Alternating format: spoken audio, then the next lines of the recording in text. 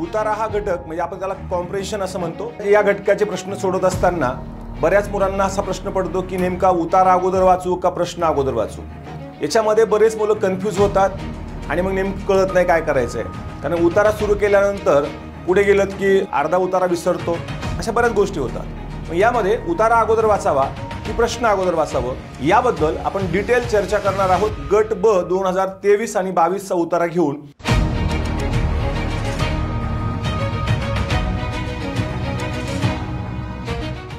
सर्वप्रथम तुम्हाला नेमकं काय करायचं आहे लक्षात घ्या। उतारा सोडवत असताना 2-3 गोष्टी आहेत। याच्यामध्ये तुम्हाला काय चेक केलं जातं, तुमच्या वाचनाचा वेग आणि आकलनाचा वेग। जर बघितलं तर नियमानुसार 36 सेकंद एका प्रश्नाला येतात, गुणिला किती 5 म्हणजे 180 भागिला म्हणजे 3 मिनिटं तुम्हाला एका उतार्यासाठी असतात, पण 3 मिनिटात तो उतारा होत नाही। मग त्यासाठी तुम्हाला काय करायचं आहे, तर व्याकरणामधला जो वेळ तुम्ही वाचवलेला आहे 10 सेकंद 5 सेकंदामध्ये प्रश्न तुम्ही गोल केलेत, बरोबर आणलेत, PYQ प्रॅक्टिस वगैरे वगैरे सगळं केलेलं आहे। मग त्यातून तुम्ही तो वेळ 2 मिनिटं इकडे उतारासाठी काढायचा आहे। म्हणजे साधारणतः हे 3 आणि 2 5 मिनिटात उतारा सुटतो। कसा सुटतो हे सांगतोय। सुरुवातीला प्रश्न पूर्ण वाचायचे नाहीये, लक्षात घ्या। प्रश्न वाचायचा आहे, पण कोणता प्रश्न वाचायचा लक्षात घ्या। तर आपण हा उतारा बघूयात। 16 ते 20 ची उत्तरं लिहा असा प्रश्न या ठिकाणी विचारलाय। आणि हा प्रश्न जर बघितला मित्रांनो तर याच्यामध्ये उतारा वाचायच्या अगोदर आपण काय करूयात, आता बघ बऱ्याच वेळा काय होतं, उतारा छोटा असतो, बऱ्याच वेळा उतारा मोठा असतो। अशाही काळामध्ये अशाही प्रसंगामध्ये आपल्याला उतारा सोडवता आला पाहिजे। आणि बऱ्याच जणांचे मार्क्स कोणाचे 2 बरोबर येतात, कोणाचे 3 बरोबर येतात, कोणाचे 5 बरोबर येतात।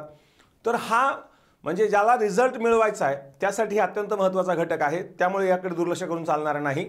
तर पहिला मुद्दा असा आहे की तुम्हाला प्रश्न वाचायचा आहे, म्हणजे 4 पर्याय वाचायची गरज नाहीये, फक्त प्रश्नाची 1 लाईन जी आहे 1 लाईन। सयाजीरावांनी कोणत्या धर्म अभ्यासाला योगदान दिले, सयाजीरावांनी धार्मिक सुसंवादासाठी कोणतं अभियान चालवलं, अध्यासनासाठी कोणतं कार्य हाती घेतलं, म्हणजे याच्यामध्ये काय धर्म अभ्यासाला योगदान, इथं काय सुसंवादासाठी कोणतं अभियान, इथं काय अध्यासनाचं कोणतं कार्य हाती घेतलं, 1 2 3 आणि पुढे काय म्हटले, सयाजीरावांनी श्रद्धेला कशाची जोड दिली। हा शीर्षकाचा उतारा वाचायची पण गरज नाही, म्हणजे 4 प्रश्न वाचल्याने आपण उताराकडे आलो बघा। आता बघा 1916 मध्ये सयाजीरावांनी बडोदा कॉलेजमध्ये तुलनात्मक धर्म अभ्यास स्वतंत्र अध्यासन सुरू केलं, म्हणजे इथं आपण अंडरलाईन केलं।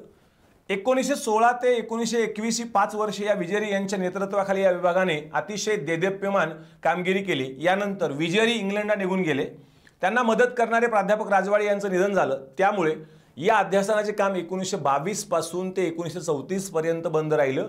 या 12 वर्षाच्या खंडानंतर 1935 ला डॉक्टर अली यांच्या नेतृत्वाखाली हे पुन्हा सुरू झालं आणि 1941 पर्यंत अखंडित सुरू राहिलं। पुन्हा एकदा या विभागाने भरारी घेतली, पहिली 5 वर्षे आणि नंतरची 6 वर्षे अशी 11 वर्ष या विभागाने तुलनात्मक धर्म अभ्यासाला जे योगदान दिलं आहे त्याला भारताच्या इतिहासात तोड नाही। म्हणजे सयाजीराव गायकवाडांनी आपला जो प्रश्न आहे, काय प्रश्न आहे बघा, जो प्रश्न आहे की सयाजीरावांनी कोणत्या धर्म अभ्यासाला योगदान दिलं, तर तुलनात्मक धर्म अभ्यास हे पर्याय न बघता सुद्धा आपण सांगू शकतो, लक्षात घ्या। कारण या सगळ्या याच्यामध्ये जर बघितलं तर हे इथं मुद्दा येतो क्लिअर। आता पुढे बघा, त्यातला कीवर्ड आपल्याला माहिती आहे। मग भारतासारख्या कारण अशा प्रकारचे भारतातील पहिले व शेवटचे अध्यासन होते। भारतासारख्या धर्म प्राबल्य असणाऱ्या देशात धर्माच्या वैज्ञानिक आणि तुलनात्मक अभ्यासाला प्राथमिक शिक्षणापासून ते उच्च शिक्षणापर्यंत सर्व स्तरावर आज अखेर परिघाबाहेर ठेवला आहे। अपवाद राजस्थान विद्यापीठातील तुलनात्मक धर्म या एकमेव अभ्यासक्रमाचा आहे बघा। आता अध्यासन मात्र भारतात कोणत्याही विद्यापीठात निर्माण झालं नाही। या पार्श्वभूमीवर 104 वर्षापूर्वी सयाजीरावांनी भारतात तुलनात्मक धर्म अभ्यासाचा पाया घातला। म्हणजेच काय, 104 वर्षापूर्वी परत आले सयाजीरावांनी तुलनात्मक धर्माला काय केलं, योगदान दिलेलं आहे। त्यांचं हे काम म्हणजे धार्मिक सुसंवादासाठीचं धर्म साक्षरता अभियान होतं। प्रश्न पुन्हा या ठिकाणी असा आलेला आहे की कोणतं सयाजीरावांनी धार्मिक सुसंवादासाठी कोणतं अभियान चालवलेलं आहे, तर या ठिकाणी बघा धर्म साक्षरता अभियान चालवलेलं आहे। हे आपलं या ठिकाणी परत एकदा या ठिकाणी सांगता येतं। म्हणजे त्या प्रश्नातला कीवर्ड जेव्हा आपण वाचतो, तो कीवर्ड प्रश्नामध्ये येतोय, लक्षात घ्यायचा आहे। तर हे एक लक्षात ठेवा। त्याच्यानंतर पुढचा मुद्दा काय आहे बघा, इथपर्यंत आलो आपण। अगदी आजही भारतात तुलनात्मक धर्म अभ्यासक सापडत नाहीत। भारतातील राजस्थान विद्यापीठाचा एक अपवाद वगळता विद्यापीठात तुलनात्मक धर्मशास्त्र अभ्यासक्रमात सुद्धाही मग स्वतंत्र अध्यासन चर्चा जरी कशी करायची, मग प्रश्न असा पडतो की सयाजीरावांनी त्या काळात या विषयातील तज्ज्ञ उपलब्ध नसताना ही अध्यासन कसे चालवले असेल. आता पुढे बघा, आजही सयाजीरावांनी त्या काळात तुलनात्मक धर्म अभ्यासाच्या क्षेत्रात केलेल्या कामाच्या रस्त्याने जाणारे काम झालेलं नाहीये. म्हणजे सयाजीरावांनी तुलनात्मक धर्म या अभ्यासाला योगदान दिलेलं आहे, हे परत परत सिद्ध होतं. 11 वर्षातील या अध्यासनाच्या उपक्रमाचा आढावा घेतल्यानंतर या क्षेत्रातील संशोधनाला या विभागाने दिलेली चालना, प्रकाशित झालेले शोध निबंध आणि ग्रंथ यांच्याविषयी आपला थक्क करून सोडतात. म्हणजे या अध्यासनानं कोणतं कार्य हाती घेतलं होतं बघा, अध्यासनाने कोणतं कार्य हाती घेतलं होतं, तर शोध निबंध आणि ग्रंथ प्रकाशन हे आपलं याच्यामध्ये कळतं, या ओळीमध्ये, बरोबर का, या ओळीमध्ये कळतं. म्हणजे त्या प्रश्नातला कीवर्ड जो आहे तो लक्षात ठेवला की आपलं उत्तर करेक्ट मिळतं आणि आपला वेळ पण जात नाही. आणि त्याच्यानंतर अध्यासनाने बघा पुढचा प्रश्न काय म्हणला, सयाजीरावांनी श्रद्धेला कशाची जोड दिली. आता असा एक मुद्दा आहे. आता या ठिकाणी आपण वाचत चाललोय पुढे की या दृष्टीने 1916 मध्ये ज्याच्या नेतृत्वाखाली सयाजीरावांनी बडोद्यात तुलनात्मक धर्म अभ्यासाचे अध्यासन सुरू केले, त्यांना 19 ऑक्टोबर 1932 मध्ये लिहिलेल्या या पत्रात या विषयावर चर्चा केली. कारण 1922ला विजेरी इंग्लंडला निघून गेल्यामुळे बंद पडलेले हे काम पुन्हा सुरू करण्याचा विचार महाराजांच्या डोक्यात होता. पुढे 1935 मध्ये हे अध्यासन पुन्हा सुरू झाले. त्यामुळेच या पार्श्वभूमीवर विजेरींना लिहिलेल्या पत्रातील महाराजांनी भूमिका समजून घेणे उपयुक्त ठरले. महाराज लिहितात, बडोद्यामध्ये तुम्ही तुलनात्मक धर्मशास्त्र या विषयाचे प्राध्यापक होते. मला या विषयामध्ये आजही रस आहे. मी सध्या नवीन धर्म काढण्याचा प्रयत्न करतोय असं नाहीये, ते माझ्याकडून शक्य नाहीये. तर हिंदू धर्मातील नवीन पद्धती, त्यांची तत्व, प्रार्थना, गीते यांना एकत्रित करून काही पुस्तके काढण्याचा प्रयत्न करतोय. याचा फायदा नव्या पिढीला होऊ शकेल. ही पुस्तके अगदी सोप्या भाषेत लिहिली असतील. श्रद्धेला बुद्धिप्रामाण्यवाद करण्यासाठी बराच पाठपुरावा आणि संयम लागणार आहे. बघा, श्रद्धेला बुद्धिप्रामाण्यवाद, त्या ठिकाणी काय म्हटलं, श्रद्धेला कशाची जोड दिलेली आहे. बघा, सयाजीरावांनी श्रद्धेला कशाची जोड दिली, तर बुद्धिप्रामाण्यवादाची. म्हणजे एवढा जर कीवर्ड लक्षात ठेवला की आपलं उत्तर या ठिकाणी चुकणार नाही. लक्षात घ्या. म्हणजे या ठिकाणी जर बघितलं आपण, मग इथे काय म्हटलं, श्रद्धेला बुद्धिप्रामाण्यवाद वादिक करण्यासाठी बराच पाठपुरावा आणि संयम करावा लागणार आहे. जबरदस्ती किंवा सक्ती करून या बाबतीत फार काही प्रगती होऊ शकणार नाही. तुम्ही या कामात माझ्यासोबत असता तर आणखी बरं झालं असतं. काही काळापूर्वी या संदर्भात मी तुमचे संपर्क केला होता, पण तेव्हा माझाच पूर्ण विचार झालेला नव्हता. असा तो उतारा संपलेला आहे. लक्षात घ्या. आणि मग तुम्हाला एक शेवटीचा प्रश्न जो असतो, तर तेव्हा तुम्ही काय केलंय, पहिल्यांदा नंबर 1 लक्षात घ्या, क्रम काय लक्षात घ्यायचा आहे, प्रश्नातला कीवर्ड वाचायचा आहे. 4 प्रश्न शीर्षकाचा प्रश्न असेल तर वाचायचा नाही. मग 4 प्रश्नातला कीवर्ड वाचायला किती वेळ जाणार आहे, 1 मिनिट जाणार आहे. 1 मिनिट पण जाणार नाही. लक्षात घ्या. ते कीवर्ड वाचायचे. मग उतारा वाचत असताना अंडरलाईन करायचे. कीवर्ड ज्या ज्या ठिकाणी आले ते अंडरलाईन करायचे. किंवा बऱ्याच वेळा समानार्थी शब्द पण वापरले जातात. मग हे असं या ठिकाणी बघायचं आणि मग प्रश्न आणि उतारा यांची सांगड घालून उत्तर काढायचे. बघा, 5 पैकी 5 आपले बरोबर आणायचे, आपल्याला 50 पैकी 45 प्लस बरोबर आणायचे. मी म्हणेल की तुम्हाला पैकीच्या पैकी बरोबर आणायचे. लक्षात घ्या. इथे मार्क्स जाता कामा नये, हे अत्यंत महत्त्वाचं आहे. म्हणजे बऱ्याच वेळा काय होतं, हा दुर्लक्षित घटक आहे. बरेच जण मराठी व्याकरणाचा जास्त अभ्यास करतात, शब्दसंग्रहाकडे थोडंफार दुर्लक्ष करतात, पण उतारा हा अत्यंत दुर्लक्षित दुर्गम भागातला उतारा आहे. लक्षात घ्यायचा आहे. त्यामुळे या ठिकाणी आपली चूक होता कामा नये. आता वरील उतारास योग्य शीर्षक कोणतं, आता यात धर्माचा वैज्ञानिक अभ्यास, धर्म संशोधन आणि धर्मश्रद्धा हे असं बऱ्याच वेळा वाटतं आपल्याला. पण सयाजीरावांचा जो उतारा आहे, हा जो उतारा आहे, या उतार्याची जी काही मध्यवर्ती संकल्पना आहे ती धर्मसाक्षरता आहे. याच्या भोवती तो उतारा फिरतोय. उतार्याचा मध्यवर्ती जो गाभा आहे ती धर्मसाक्षरता आहे. म्हणजे याचं उत्तर 4 आहे. कुठल्याही उतार्याचं शीर्षक काढत असताना लेखक कुठल्या मुद्द्याच्या भोवती फिरतोय हे आपल्याला कळलं पाहिजे. आणि यासाठी वाचनाच्या वेगाबरोबर आकलनाचा वेग असावा लागतो. हा एक उतार सांगितलेला आहे. तसा उतारा सोपा होता. लक्षात घ्या. म्हणजे हा 23 गडब 23 ला आलेला आहे. आता पुढचा जर उत्तर आपण बघितला तर खाली दिलेला उतारा वाचून त्या खाली दिलेल्या प्रश्न क्रमांक 36 ते 40 उत्तर पर्याय उत्तरातून अचूक निवडा. आता आपण नेमकं काय करूयात, लोकशाहीचं प्राणतत्व बघा. आता एक सहज आपण बघूयात. प्राणतत्व 1 नंबर 1, प्रत्येक माणसाच्या मनावर कशाची छाया असते नंबर 2. त्याच्यानंतर शास्त्रीय दृष्टी आत्मसात करण्यासाठी एकमेव उपाय कोणता, निपक्षपातीपणाने विविध प्रश्नांचा अभ्यास करण्यासाठी काय केलं पाहिजे, आणि सामाजिक जीवनात समरस होण्यासाठी कोणत्या गोष्टीची गरज नाही. एवढं वाक्य फक्त आपण लक्षात ठेवलं आणि आपण उत्तराकडे आलो. आता बघा, विचार स्वातंत्र्य हे लोकशाहीचं प्राणतत्व असल्याने कोणत्याही परिस्थितीत प्रथम आपल्या माध्यमाशी इमान राखलं पाहिजे. स्वार्थाखातर त्या सत्याकडे पाठ फिरवणारे किंवा समाजाशी द्रोह करणारे लोक प्रत्येक क्षेत्रात थोड्याफार असणारच. तात्विक विवेचनात त्यांचा विचार करण्याचे आपणास काही प्रयोजन नाही. परंतु विद्यावंत, प्रामाणिक व निस्वार्थी असतात. त्यांच्याकडून आत्मवंचना होण्याचा संभव असतो. म्हणून आपण केवळ शुद्ध ज्ञानाचे उपासक आहोत. कोणत्याही विचार संप्रदायाशी किंवा मूल्यसरणीशी आपण जखडलेलो नाही. असे धरून चालणे श्रेयस्कर नाही. प्रत्येक माणसाच्या मनावर बघा, प्रत्येक माणसाच्या मनावर मूल्यसरणीची छाया असतेच. मग त्याला त्याची जाणीव असो वा नसो, तेव्हा सतत आत्मपरीक्षण करून स्वतःचे पूर्वग्रह जाणून घेणं गरजेचे आहे. आपली विचारसरणी कोणत्या वर्गाच्या हितसंबंधांना पोषक आहे ते शोधून पूर्वग्रहावर मात करून शास्त्रीय दृष्टी आत्मसात करण्याचा एकमेव उपाय आहे. मात्र निपक्षपातीपणाने निरनिराळ्या प्रश्नाचा अभ्यास करायचा असेल तर बघा, तर विचारवंताने इतिहासक्रमाचे स्थूलमानाने साकल्याने ज्ञान करून घेतले पाहिजे.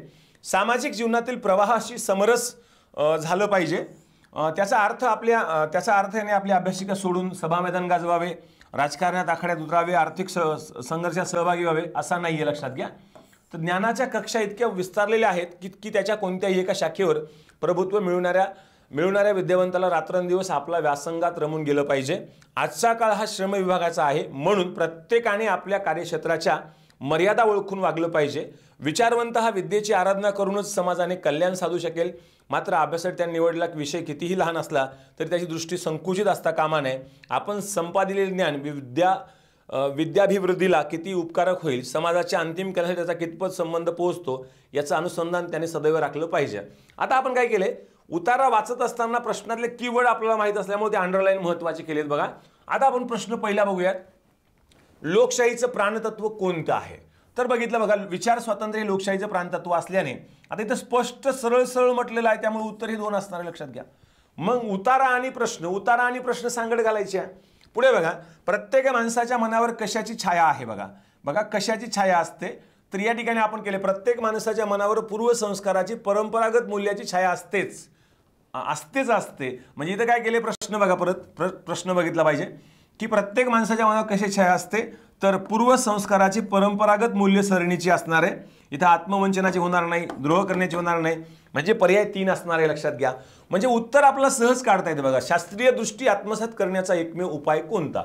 आता इथं जर बघितलं आपण कुठे आलो, तर आपली विचारसरणी कोणत्या वर्गाच्या हितसंबंधाची पोषक आहे शोधून पाहणे हाच पूर्वग्रहावर मात करून शास्त्रीय दृष्टी आत्मसात करण्याचा एकमेव उपाय आहे. म्हणजे सरळ याचं उत्तर आपल्याला या ठिकाणी सांगता येईल की पूर्वग्रहावर मात करणे इथं पर्यायामध्ये आलेलं आहे. आता निपक्षपाती विविध प्रश्नांचा अभ्यास करण्यासाठी काय केलं पाहिजे असं म्हटलेलं आहे. बघा, आता निपक्षपातीपणे निरनिराळ्या प्रश्नाचा अभ्यास करायचा असेल तर विचारवंताने इतिहासक्रमाचे स्थूलमानाने पण साकल्याने ज्ञान करून घेतलं पाहिजे. जीवनातील प्रवाहाशी समरस झालं पाहिजे, लक्षात घ्या. सामाजिक जीवनातील प्रवाहाशी म्हणजे इतिहासाचे स्थूलमानाने साकल्याने करून घेणं बरोबर आहे. सामाजिक जीवनातील प्रवाहाशी समरस होणे बरोबर आहे. म्हणजे सभा मैदानी गाजवणे याच्यात काय म्हटलेलं नाही कुठंच. अ आणि ब बरोबर असणार आहे, पर्याय 4 असणार आहे, लक्षात घ्या. मग इथं आपला वेळ जाऊ शकतो, पण वाचताना काय म्हटले की बघा, मात्र निपक्षपातीपणाने निरनिराळ्या प्रश्नांचा अभ्यास करायचा असेल तर विचारवंताने इतिहासक्रमाचे स्थूलमानाने पण साकल्य ज्ञान करून घेतले पाहिजे. सामाजिक बघा, तर मग याच्यामध्ये जर बघितलं तर सामाजिक जीवनातील प्रवाहाशी समरस झालं पाहिजे, हे याचं उत्तर आलंय. आता पुढचा प्रश्न लगेच त्याचं खाली उत्तर आहे. बघा, प्रश्न शेवटचा लास्ट त्यांनी एक असा प्रश्न विचारलाय, सामाजिक जीवनात समरस होण्यासाठी कोणत्या गरजेची गोष्ट आहे? तर बघा, आता असे लेखकाला वाटते सामाजिक जीवनात समरस होण्यासाठी कोणत्या गोष्टीची गरज आहे असं लेखकाला वाटतंय. तर या ठिकाणी जर बघितलं, इथे बघा, सामाजिक जीवनात समरस झालं पाहिजे यासाठी अभ्यासिका सोडून सभा मैदाने गाजवावे, राजकारणाच्या आखाड्यात उतरावे किंवा आर्थिक संघर्षात सहभागी व्हावं असं नाही, हे लक्षात घ्या. हे नाही आहेत तिन्ही गोष्टी. म्हणजे याच्यात जर बघितलं आपण तर अभ्यासिका सोडून सभा मैदाने गाजवावे अजिबात नाही, राजकारणाच्या आखाड्यात उतरावे अजिबात नाही, आर्थिक संघर्षात सहभागी असं अशात म्हणजे अजिबात नाही. वरील तिन्ही पर्याय काय आहेत? योग्य आहेत. तर सामाजिक जीवनात समरस होण्यासाठी कोणत्या गोष्टीची गरज नाही असं लेखकाला वाटतंय. या तिन्ही गोष्टीची गरज नाही असं म्हटलेलं आहे. म्हणजे इथं जर बघितलं आपण तर बघा, आपली अभ्यासिका सोडून सभा मैदाने गाजवावे, राजकारणाच्या आखाड्यात उतरावे किंवा आर्थिक संघर्षात सहभागी व्हावं असं नाहीये. ज्ञानाच्या कक्षा आज इतके विस्तारलेल्या आहेत की त्याच्या कोणत्याही एका शाखेवर प्रभुत्व मिळवून इच्छिणाऱ्या विद्यावंताला रात्रंदिवस आपल्या व्यासंगात रमून गेलं पाहिजे असं लेखकाला वाटतंय. म्हणजे याचं उत्तर आपल्याला सांगत असताना हे लक्षात घ्या की आपण पहिल्यांदा परत एकदा क्रम सांगतो की पहिल्यांदा प्रश्नातला कीवर्ड वाचायचे, प्रश्नाची 1 लाईन वाचायची आहे. म्हणजे 5 प्रश्न असेल तर 5 लाईन झाल्या, त्या 5 लाईन वाचायच्या आणि 5 लाईन वाचायला 1 मिनिट सुद्धा लागत नाही, लक्षात घ्या. आणि मग उतारा वाचायला सुरुवात करायची. मग उतार्यामधलं काय महत्त्वाचं आहे, काय अंडरलाईन करायचं आहे हे कधी कळणार आहे? तर तो उतार्यातली प्रश्नातली 1 लाईन आणि मग उतार्यातली अंडरलाईन हे आपलं होणार आहे. आणि नंतर मग प्रश्न आणि उतारा यांची सांगड घालून त्याचं उत्तर काढायचं आहे आपल्याला. 5 मिनिटं वेळ घ्या, 3 मिनिटं मिळतो, पण 5 मिनिटं आपला वेळ काढता येतो. कधी कसा काढता येतो तर समजा दु अधिक आत्मा दुरात्मा हा प्रश्न राज्यसेवेला PYQ रिपीट झालेला आहे, तर त्याच्यासाठी काय करायचं आहे आपल्याला की हे प्रश्न आपण 5 सेकंदात वगैरे सोडवले असतील तरच याचा वेळ आपल्या इकडे घेता येईल, हे लक्षात घ्यायचं आहे मित्रांनो. उतारा हा अत्यंत दुर्लक्षित घटक आहे.